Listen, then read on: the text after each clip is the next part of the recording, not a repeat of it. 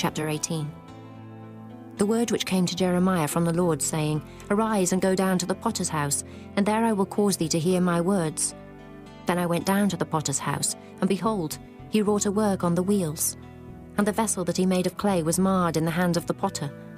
So he made it again, another vessel, as seemed good to the potter to make it.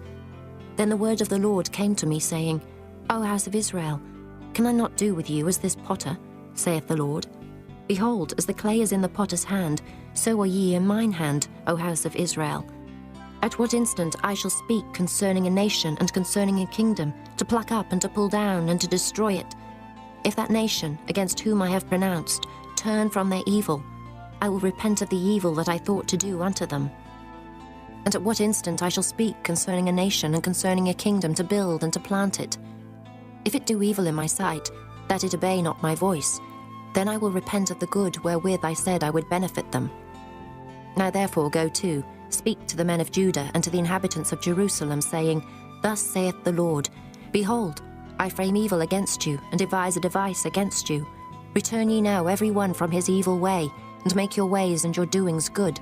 And they said, There is no hope, but we will walk after our own devices, and we will every one do the imagination of his evil heart.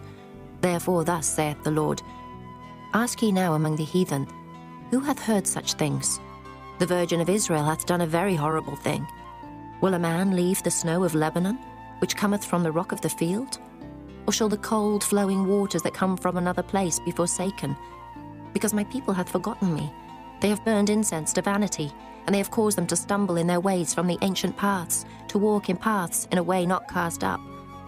To make their land desolate and a perpetual hissing, every one that passeth thereby shall be astonished, and wag his head. I will scatter them as with an east wind before the enemy. I will show them the back and not the face, in the day of their calamity.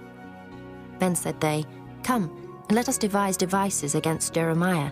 For the law shall not perish from the priest, nor counsel from the wise, nor the word from the prophet. Come and let us smite him with the tongue, and let us not give heed to any of his words. Give heed to me, O Lord, and hearken to the voice of them that contend with me. Shall evil be recompensed for good? For they have digged a pit for my soul. Remember that I stood before thee to speak good for them, and to turn away thy wrath from them.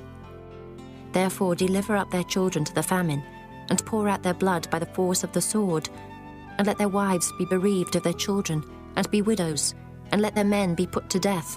Let their young men be slain by the sword in battle. Let a cry be heard from their houses, when thou shalt bring a troop suddenly upon them. For they have digged a pit to take me, and hid snares for my feet. Yet, Lord, thou knowest all their counsel against me to slay me.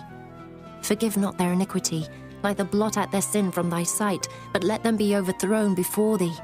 Deal thus with them in the time of thine anger,